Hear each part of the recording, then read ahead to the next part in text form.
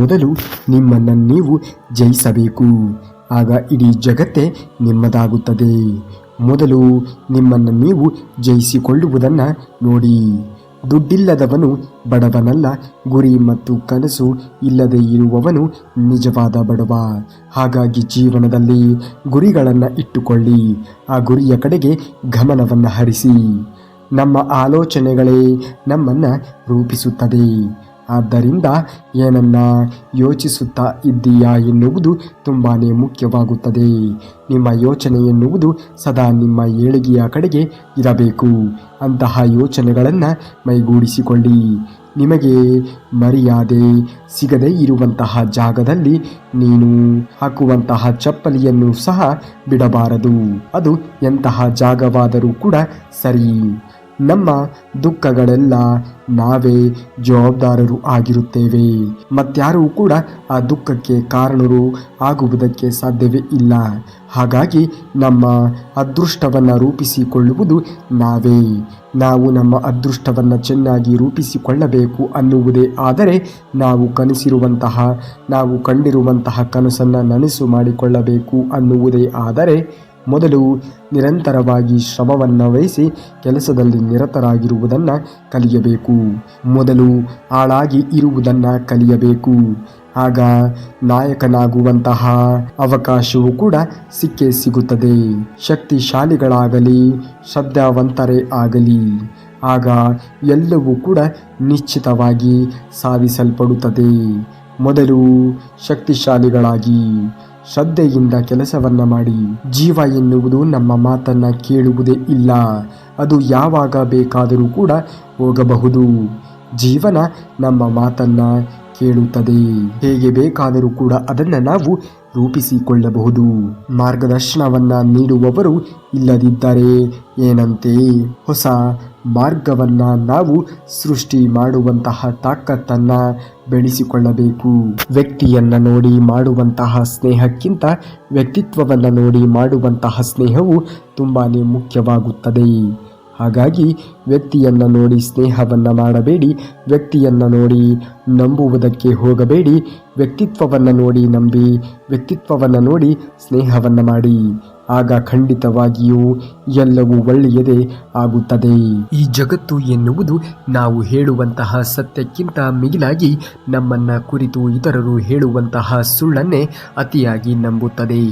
ಜೀವನದಲ್ಲಿ ಯಶಸ್ವಿ ಆಗಲು ಮತ್ತು ಫಲಿತಾಂಶಗಳನ್ನು ಸಾಧಿಸಲು ನೀವು 3 ರೀತಿಯ ಪ್ರಬಲವಾಗಿರುವಂತಹ ಶಕ್ತಿಗಳನ್ನು ಅರ್ಥ ಮಾಡಿಕೊಳ್ಳಬೇಕು ಮತ್ತು ಕರಗತ ಮಾಡಿಕೊಳ್ಳಬೇಕು. ಆಗ ಮಾತ್ರ ಜೀವನ ಎನ್ನುವುದು ಯಶಸ್ವಿ ಆಗುವುದಕ್ಕೆ ಸಾಧ್ಯವಾಗುವುದು. ಅದುವೇ ಆಸೆ, ನಂಬಿಕೆ ಮತ್ತು ನಿರೀಕ್ಷೆ.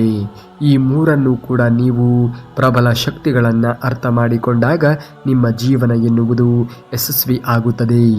ಗೆಲುವು ಅನ್ನುವುದು ನೆರಳಿನ ರೀತಿಯಲ್ಲಿ. ಅದನ್ನು ಹಿಡಿಯಲು ಪ್ರಯತ್ನವನ್ನು ಪಡಬೇಡ.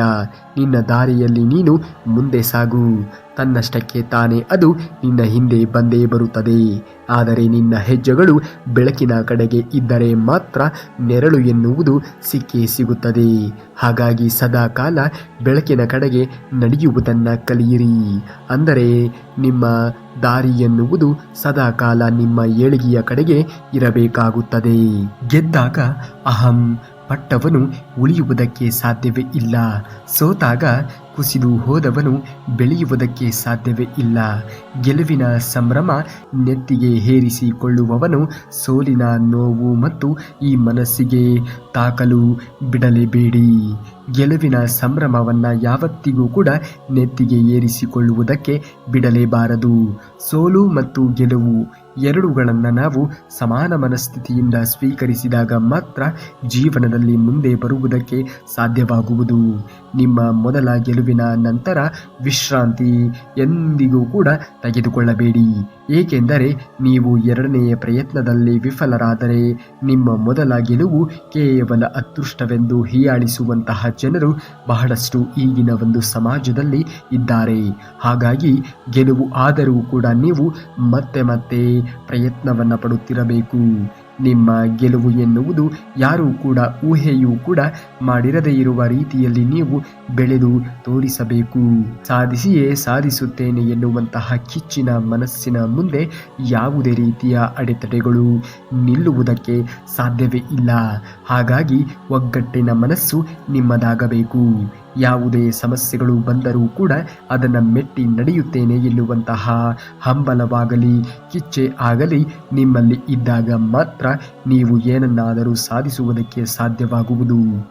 ಸಮಸ್ಯೆಗೆ ನಿಮ್ಮನ್ನು ಸೋಲಿಸುವಂತಹ ಅವಕಾಶವನ್ನು ಯಾವುದೇ ಕಾರಣಕ್ಕೂ ಕೂಡ ಕೊಡುವುದಕ್ಕೆ ಹೋಗಲೇಬಾರದು. ಆ ಸಮಸ್ಯೆಗಳನ್ನೇ ನೀವು ಮೆಟ್ಟಿ ನಡೆಯುವುದನ್ನು ಕಲಿಯಬೇಕು. ನೊಣಗಳು ನಮ್ಮ ಸುಂದರವಾಗಿರುವಂತಹ ಇಡೀ ದೇಹವನ್ನು ಬಿಟ್ಟು ಗಾಯದ ಮೇಲೆಯೇ ಕುಳಿತುಕೊಳ್ಳುವ ಹಾಗೆ ಕೆಲವರು ನಮ್ಮಲ್ಲಿ ಅಡಗಿರುವಂತಹ ಸದ್ಗುಣಗಳನ್ನು ತಳ್ಳಿ ಹಾಕಿ ಲೋಪದೋಷಗಳನ್ನು ಮಾತ್ರ ಹುಡುಕುತ್ತಾ ಇರುತ್ತಾರೆ. ಅಂಥವರ ಬಗ್ಗೆ ಯಾವುದೇ ಕಾರಣಕ್ಕೂ ಕೂಡ ತಲೆಯನ್ನು ಕೆಡಿಸಿಕೊಳ್ಳುವುದಕ್ಕೆ ಹೋಗಲೇಬಾರದು. ಅಂಥವರ ಕೆಲಸವೇ ಆ ರೀತಿಯದ್ದಾಗಿ ಇರುತ್ತದೆ. ಅವರ ಕಣ್ಣಿಗೆ ಕೇವಲ ಕೆಟ್ಟದ್ದು ಮಾತ್ರ ಕಾಣಿಸುತ್ತಾ ಇರುತ್ತದೆ. ಸೂರ್ಯನಂತೆ ಹೊಳೆಯುವಂತಹ ಆಸೆ ನಿಮಗೆ ಇದ್ದರೆ ಮೊದಲು ಸೂರ್ಯನಂತೆ ಹೊತ್ತಿ ಉರಿಯುವುದನ್ನು ಕಲಿಯಬೇಕು. ಜಗತ್ತು ಎನ್ನುವುದು ಉರಿಯುವುದಕ್ಕೆ ಇಂದು ಬಿಡುವುದಿಲ್ಲ. ಅದನ್ನು ಕೂಡ ನೀವು ಮೆಟ್ಟಿ ನಡೆಯುವುದನ್ನು ಕಲಿತಾಗ ಮಾತ್ರ ನೀವು ಜೀವನದಲ್ಲಿ ಏಳಿಗೆಯನ್ನು ಹೊಂದುವುದಕ್ಕೆ ಸಾಧ್ಯವಾಗುವುದು. ಕೇವಲ ಯಶಸ್ಸಿನ ಕಥೆಗಳನ್ನೇ ಹೆಚ್ಚು ಓದಬೇಡಿ. ಏಕೆಂದರೆ ಯಶಸ್ಸಿನ ಕಥೆಗಳಲ್ಲಿ ನಿಮಗೆ ಸಂದೇಶಗಳು ಅಷ್ಟೇ ಸಿಗಬಹುದು. ಸೋಲಿನ ಕಥೆಗಳನ್ನು ಓದಿ. ನೀವು ಯಶಸ್ವಿ ಆಗುವುದಕ್ಕೆ ಉತ್ತಮ ರೀತಿಯ ಚಿಂತನೆಗಳು ಖಂಡಿತವಾಗಿಯೂ ಸಿಕ್ಕೇ ಸಿಗುತ್ತದೆ. ಅಹಂಕಾರದಿಂದ ಮಾತನಾಡಿದರೆ ಪ್ರೀತಿಯನ್ನು ಕಳೆದುಕೊಳ್ಳುತ್ತೇವೆ. ಪ್ರೀತಿಯಿಂದ ಮಾತನಾಡಿದರೆ ನಾವು ಕಳೆದುಕೊಂಡಿರುವುದೆಲ್ಲವನ್ನು ಕೂಡ ಗಳಿಸಿಕೊಳ್ಳುತ್ತೇವೆ. ನಡೆಯುವ ಹಾದಿಯಲ್ಲಿ ಚುಚ್ಚುವಂತಹ ಮುಳ್ಳುಗಳು ಇದ್ದರೆ ನೀವು ಪಾದರಕ್ಷೆಗಳನ್ನು ಮೆಟ್ಟಿ ನಡೆಯುವುದನ್ನು ಕಲಿಯಬೇಕು. ಈ ಬದುಕೆಂಬ ದಾರಿಯಲ್ಲಿ ಚುಚ್ಚಿ ಮಾತನಾಡಲು ಜನರು ಇದ್ದರೆ ನಿನ್ನ ಪಾದರಕ್ಷೆಗಳನ್ನು ಬಿಡುವಂತಹ ಸ್ಥಳದಲ್ಲಿ ಅಂಥವರನ್ನು ಬಿಟ್ಟು ನಡೆಯುವುದನ್ನು ಕಲಿಯಬೇಕು. ಈ ಜಗತ್ತಿನಲ್ಲಿ ಯಾವುದೂ ಕೂಡ ಶಾಶ್ವತವಲ್ಲ. ಸುಖ ದುಃಖಗಳು ಕಣ್ಣಿಗೆ ಕಾಣುವಂತಹ ಕ್ಷಣಿಕ ಮಾತ್ರ. ಇಂದು ಇರುವಂತಹ ದುಃಖದ ಸಮಯ ನಾಳೆ ಸಂತೋಷದ ದಿನಗಳಾಗಿ ಬದಲಾಗುತ್ತವೆ ಎಂದು ಶ್ರೀಕೃಷ್ಣ ಪರಮಾತ್ಮನು ಅರ್ಜುನನಿಗೆ ಹೇಳುತ್ತಾನೆ. ಇಂದು ನೀವು ನಿಮ್ಮ ಕಾರ್ಯಗಳಲ್ಲಿ ವಿಫಲರಾಗಿದ್ದೀರಾ ಎಂದು ಆ ಕೆಲಸವನ್ನ ನಿಲ್ಲಿಸಬೇಡಿ. ಏಕೆಂದರೆ ಒಳ್ಳೆಯ ಕೆಲಸ ಮಾಡುತ್ತಲೇ ಇದ್ದರೆ ಮುಂದೊಂದು ದಿನ ಯಶಸ್ಸು ಎನ್ನುವುದು ಖಂಡಿತವಾಗಿಯೂ ಸಿಕ್ಕೇ ಸಿಗುತ್ತದೆ. ಜೀವನದಲ್ಲಿ ಎಷ್ಟೇ ಕೆಟ್ಟ ರೀತಿಯ ಸಮಯ ಬಂದರೂ ಕೂಡ ವ್ಯಕ್ತಿ ತನ್ನ ಕರ್ತವ್ಯವನ್ನ ಮಾಡುತ್ತಲೇ ಇರಬೇಕು. ಆಗ ಮಾತ್ರ ಅವನು ಅಂದುಕೊಂಡಂತಹ ಗುರಿಯನ್ನ ತಾನು ಸಾಧಿಸಬೇಕಾಗಿರುವಂತಹ ಕೆಲಸವನ್ನ ಮಾಡಿ ಮುಗಿಸುವುದಕ್ಕೆ ಸಾಧ್ಯವಾಗುವುದು. ಭಗವದ್ಗೀತೆಯ ಪ್ರಕಾರ ಜೀವನದಲ್ಲಿ ಯಶಸ್ವಿ ಆಗಲು ಕನಸು ಕಾಣಲೇಬೇಕು. ವ್ಯಕ್ತಿಯು ಯಾವಾಗಲೂ ಕೂಡ ದೊಡ್ಡದೊಂದು ಕನಸನ್ನ ಕಾಣಬೇಕು. ಏಕೆಂದರೆ ಕನಸು ಕಂಡಾಗ ಮಾತ್ರ ಅದನ್ನು ಪೂರೈಸುವುದಕ್ಕೆ ಪ್ರಯತ್ನವನ್ನು ಪಡುತ್ತಾನೆ. ಕನಸು ಅಥವಾ ಗುರಿ ಇಲ್ಲದೆ ಇರುವಂತಹ ವ್ಯಕ್ತಿ ಜೀವನದಲ್ಲಿ ಏನನ್ನೂ ಕೂಡ ಮಾಡುವುದಕ್ಕೆ ಸಾಧ್ಯವೇ ಇಲ್ಲ. ಕನಸು ಅಥವಾ ಗುರಿ ಇದ್ದಾಗ ಮಾತ್ರ ಅದನ್ನು ಪೂರೈಸುವಂತಹ ಸಲುವಾಗಿ ನಿರಂತರವಾಗಿ ಶ್ರಮಿಸುತ್ತಾನೆ.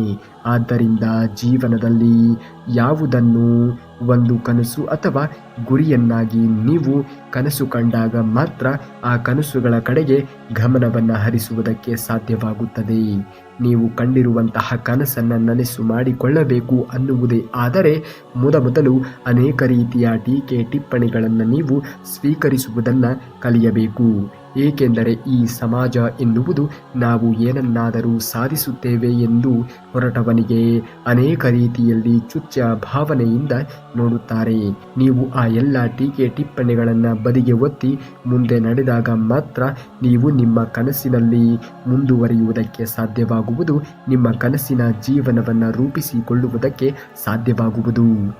ಭಗವದ್ಗೀತೆಯ ಪ್ರಕಾರ ಸಹನೆ ಮತ್ತು ಕ್ಷಮೆ ಇದು ಮನುಷ್ಯನಿಗೆ ಇರಲೇಬೇಕಾಗಿರುವಂತಹ ಗುಣಗಳಾಗಿರುತ್ತವೆ. ಕಷ್ಟ ಬಂದಾಗ ಸಹನೆ ಮತ್ತು ತಾಳ್ಮೆಯಿಂದ ಇರಬೇಕು. ಅದೇ ರೀತಿ ತಪ್ಪು ಮಾಡಿರುವಂತಹ ವ್ಯಕ್ತಿ ಕ್ಷಮೆಯನ್ನ ಯಾಚಿಸಿ ಬಂದಾಗ ಸುಲಭವಾಗಿ ಕ್ಷಮಿಸುವಂತಹ ಗುಣ ಬೆಳೆಸಿಕೊಳ್ಳಬೇಕು. ನಮ್ಮಿಂದ ತಪ್ಪಾದಾಗ ಕ್ಷಮೆ ಕೇಳುವುದನ್ನು ಮರೆಯಬಾರದು. ಅನಗತ್ಯ ವಿಷಯಗಳ ಬಗ್ಗೆ ಚಿಂತಿಸುವುದಕ್ಕೆ ಹೋಗಲೇಬಾರದು.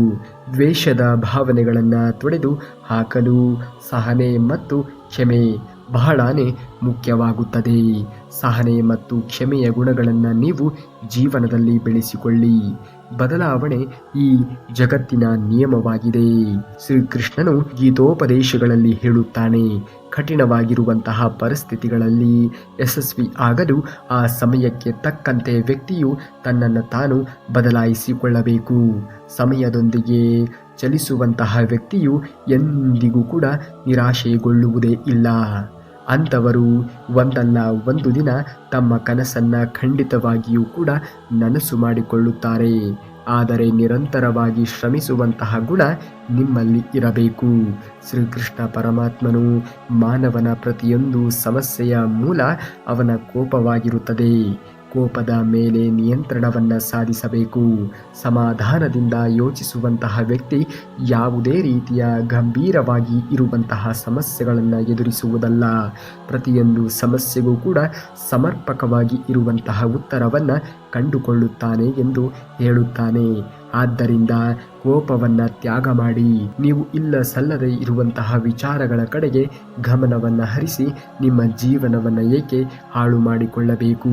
ಹಾಗಾಗಿ ನಿಮ್ಮ ಏಳಿಗೆಗೆ ಪೂರಕವಾಗಿ ಇರುವಂತಹ ಅಂಶಗಳನ್ನು ಮಾತ್ರ ನೀವು ಪರಿಗಣಿಸಬೇಕು. ಈ ಜೀವನ ಎನ್ನುವುದು ತುಂಬಾ ಅಮೂಲ್ಯವಾದದ್ದು. ಈ ಜೀವನವನ್ನು ನೀವು ಸರಿಯಾದ ರೀತಿಯಲ್ಲಿ ಅರ್ಥ ಮಾಡಿಕೊಂಡಾಗ ಮಾತ್ರ ಬದುಕು ಎನ್ನುವುದು ಬಂಗಾರವಾಗುವುದು. ಅರ್ಥವಿಲ್ಲದೆ ಇರುವಂತಹ ಪ್ರಶ್ನೆಗೆ ಸುಮ್ಮನೆ ಇರುವುದೇ ಉತ್ತರವಂತೆ. ಹಾಗಾಗಿ ಜೀವನದಲ್ಲಿ ಯಾರೋ ಏನೋ ಹೇಳಿದರು, ಯಾವುದೋ ರೀತಿಯ ಟೀಕೆ ಟಿಪ್ಪಣಿಗಳನ್ನು ಮಾಡಿದರು ಎಂದು ನೀವು ಅದೇ ಟೀಕೆ ಟಿಪ್ಪಣಿಗಳಿಗೆ ಕೋಪ ಮಾಡಿಕೊಂಡು ಸುಮ್ಮನೆ ನೀವು ನಿಮ್ಮ ದಿನವನ್ನು ಹಾಳು ಮಾಡುವ ಬದಲು ಸುಮ್ಮನೆ ಇದ್ದು ನಿಮ್ಮ ಗುರಿಯ ಕಡೆಗೆ ಗಮನವನ್ನು ಕೊಡಿ. ಬದುಕಿನಲ್ಲಿ ಸತ್ತವರಂತೆ ಬದುಕುವುದಕ್ಕಿಂತ ಸತ್ತು ಬದುಕುವುದೇ ಲೇಸು. ಬದುಕು ಎನ್ನುವುದು ಚಲಿಸುತ್ತಲೇ ಇರುತ್ತದೆ. ಈ ಬದುಕಿನಲ್ಲಿ ಅನೇಕ ರೀತಿಯ ಅನಿರೀಕ್ಷಿತವಾಗಿರುವಂತಹ ತಿರುಳು ಬಂದೇ ಬರುತ್ತದೆ. ಬರುವಂತಹ ಎಲ್ಲ ತಿರುಳುಗಳನ್ನು ನಾವು ಸಮಾನ ಮನಸ್ಥಿತಿಯಿಂದ ಸ್ವೀಕರಿಸಬೇಕು. ನಿನ್ನನ್ನು ನೀನು ಯಾವುದೇ ಕಾರಣಕ್ಕೂ ಕೂಡ ಬಲಹೀನನೆಂದು ಅಂದುಕೊಳ್ಳಬೇಡ, ಭಾವಿಸಲು ಬೇಡ. ಮೊದಲು ನಿಮ್ಮ ಮೇಲೆ ನಿಮಗೆ ನಂಬಿಕೆ ಎನ್ನುವುದು, ಆತ್ಮವಿಶ್ವಾಸ ಎನ್ನುವುದು ದೃಢವಾಗಿ ಇರಬೇಕು. ಪ್ರಾಣವನ್ನು ಉಳಿಸುವಂತಹ ನೀರಿಗೆ ಪ್ರಾಣವನ್ನು ತೆಗೆಯುವಂತಹ ಶಕ್ತಿಯು ಕೂಡ ಇದ್ದೇ ಇರುತ್ತದೆ. ಆದ್ದರಿಂದ ಯಾರನ್ನೂ ಕೂಡ ಕಡೆಗಣಿಸಿ ನೋಡುವುದಕ್ಕೆ ಹೋಗಲೇಬಾರದು. ಇಂದು ರಾಜನಾಗಿ ಇದ್ದವನು ಮುಂದೊಂದು ದಿನ ಭಿಕ್ಷಕನು ಕೂಡ ಆಗಬಹುದು. ಇಂದು ಭಿಕ್ಷಕನಾಗಿ ಇದ್ದವನು ಮುಂದೆ ಒಂದು ದಿನ ರಾಜನಾಗಿಯೂ ಕೂಡ ಇರಬಹುದು. ಹಾಗಾಗಿ ಸಮಯ ಎನ್ನುವುದು ಎಲ್ಲರಿಗೂ ಎಲ್ಲವನ್ನ ಕಲಿಸುತ್ತದೆ. ಸಮಯಕ್ಕೆ ಸರಿಯಾಗಿ ವರ್ತಿಸುವುದನ್ನು ಕಲಿಯಬೇಕು. ಸಮಯವನ್ನು ಸರಿಯಾದ ರೀತಿಯಲ್ಲಿ ಸದುಪಯೋಗ ಮಾಡಿಕೊಳ್ಳುವುದನ್ನು ಕಲಿಯಬೇಕು. ಈ ಸಮಯ ಎನ್ನುವುದು ನಿಮ್ಮ ಜೀವನವನ್ನು ರೂಪಿಸುತ್ತದೆ. ಹೇಗೆ ಅಂದರೆ ಆ ಸಮಯವನ್ನು ಸರಿಯಾದ ರೀತಿಯಲ್ಲಿ ಸದುಪಯೋಗ ಮಾಡಿಕೊಂಡಾಗ ಮಾತ್ರ ನಿಮ್ಮ ಜೀವನ ಎನ್ನುವುದು ಸುಗಮವಾಗಿ ರೂಪಿತವಾಗುವುದು. ಅದೇ ಸಮಯವನ್ನು ಹಾಳು ಮಾಡಿಕೊಂಡಾಗ ನಿಮ್ಮ ಜೀವನವು ಸಮಯದ ರೀತಿಯಲ್ಲಿಯೇ ಕಳೆದು ಹೋಗುವುದು. ನೀವು ಏನನ್ನೂ ಕೂಡ ಮಾಡುವುದಕ್ಕೆ ಸಾಧ್ಯವೇ ಆಗುವುದಿಲ್ಲ. ಸಿಗುವ ಸಮಯದಲ್ಲಿ ಸಾಧಿಸುವಂತಹ ಪ್ರಯತ್ನ ನಿಮ್ಮದಾಗಬೇಕು. ಯಾವುದೇ ಒಳ್ಳೆಯ ಕಾರ್ಯವೇ ಆಗಲಿ, ಪ್ರಯತ್ನ ಎನ್ನುವುದು ಅಧಿಕವಾದರೆ ಹಣೆ ಬರಹವೂ ಕೂಡ ಶಿರವಾಗಿ ಬಾಗುತ್ತದೆ. ಹಾಗಾಗಿ ಪ್ರಯತ್ನ ಎನ್ನುವುದು ನಿರಂತರವಾಗಿ ವಹಿಸಬೇಕು. ತ್ಯಾಗದಿಂದ ಮೊಟ್ಟ ಮೊದಲು ಸಿಗುವುದು ನೆಮ್ಮದಿ. ಸ್ವಲ್ಪ ಉದ್ವೇಗಕ್ಕೆ ಒಳಗಾದರೆ ಪ್ರತಿಯೊಂದು ಸ್ವೀಕರಿಸಿದಾಗ ಎಲ್ಲವೂ ಕೂಡ ಶಾಂತ ಮನಸ್ಸನ್ನು ಭಗವಂತನಲ್ಲಿ ಲೀನಗೊಳಿಸಿದಾಗ ಮಾತ್ರ ಅಂತಹ ಶಾಂತಿ ಬರಲು ಸಾಧ್ಯವಾಗುತ್ತದೆ. ಶಾಂತಿಯ ಜೀವನವನ್ನು ರೂಪಿಸಿಕೊಳ್ಳಬೇಕು ಅನ್ನುವುದೇ ಆದರೆ ಕೋಪದಿಂದ, ಅಹಂಕಾರದಿಂದ, ಅಹಂನಿಂದ ಹೊರಬರುವುದನ್ನು ಕಲಿಯಬೇಕು.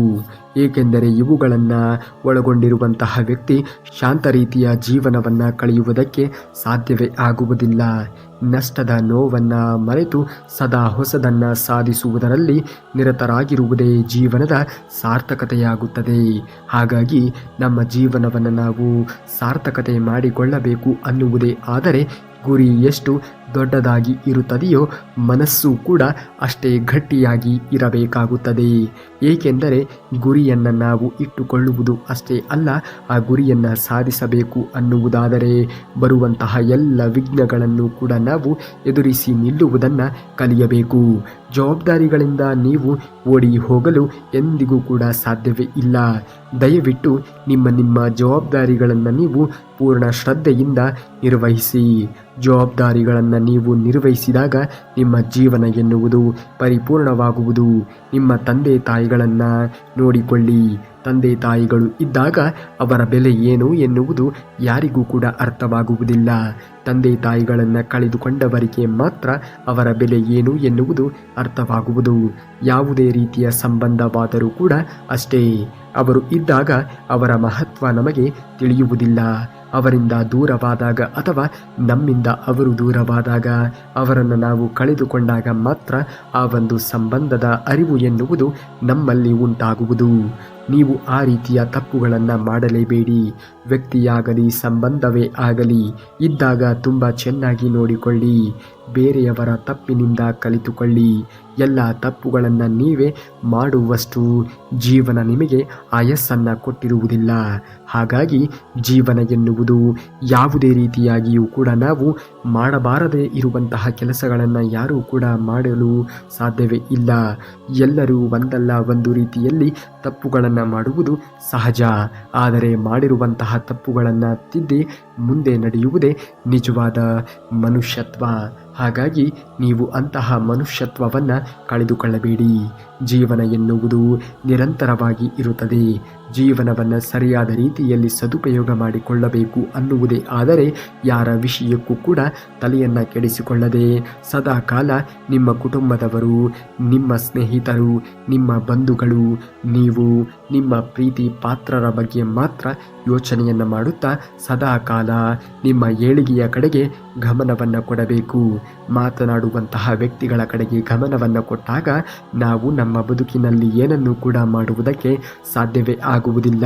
ಏಕೆಂದರೆ ಅಂತಹ ವ್ಯಕ್ತಿಗಳ ಕೆಲಸ ಕೇವಲ ಬೇರೆಯವರ ಜೀವನವನ್ನು ಕುರಿತು ಟೀಕೆಗಳನ್ನು ಮಾಡುವುದೇ ಆಗಲಿ ಅಥವಾ ಅವರ ಬೆಳವಣಿಗೆಯನ್ನು ತಡೆಯುವುದಕ್ಕೆ ಆಗದೆ ಅವರನ್ನು ಕೆಳಗೆ ಬೀಳಿಸುವಂತಹ ಪ್ರಯತ್ನವೇ ಆಗಿರುತ್ತದೆ ಹೊರತು ನಿಮ್ಮ ಏಳಿಗೆಯನ್ನು ಸಹಿಸಿಕೊಳ್ಳದೆ ಇರುವಂತಹ ಮನಸ್ಥಿತಿ ಅವರದ್ದು ಖಂಡಿತವಾಗಿಯೂ ಆಗಿರುವುದಿಲ್ಲ. ಅಂಥವರ ಮಾತಿಗೆ ಯಾವತ್ತಿಗೂ ಕೂಡ ನೀವು ತಲೆಯನ್ನು ಕೆಡಿಸಿಕೊಳ್ಳುವುದಕ್ಕೆ ಹೋಗಲೇಬಾರದು. ಅಂಥವರು ಈ ಭೂಮಿಯ ಮೇಲೆ ಇದ್ದೇ ಇರುತ್ತಾರೆ. ಏಕೆಂದರೆ ಅವರು ಕೂಡ ಜೀವನದಲ್ಲಿ ಏನೂ ಸಾಧಿಸುವುದಿಲ್ಲ. ಬೇರೆಯವರು ಸಾಧಿಸುತ್ತಿರುವಾಗ ಅವರನ್ನು ಸಾಧಿಸುವುದಕ್ಕೆ ಬೆಂಬಲವನ್ನು ಕೂಡ ಕೊಡುವುದಿಲ್ಲ. ಅಂಥವರ ಬಗ್ಗೆ ಏಕೆ ನೀವು ತಲೆಯನ್ನು ಕೆಡಿಸಿಕೊಳ್ಳಬೇಕು? ಹಾಗಾಗಿ ಜೀವನದಲ್ಲಿ ಏನೇ ಆದರೂ ಕೂಡ ಅದನ್ನೆಲ್ಲವನ್ನು ಮೆಟ್ಟಿ ಮುಂದೆ ನಡೆಯುವುದನ್ನು ಕಲಿಯಬೇಕು.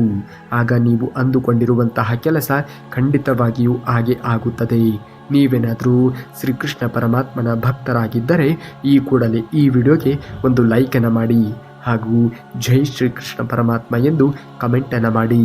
ಇನ್ನು ಮುಂದಿನ ವಿಡಿಯೋದಲ್ಲಿ ಸಿಗುವವರೆಗೂ ಧನ್ಯವಾದ. ಕರುನಾಡಿಗೆ.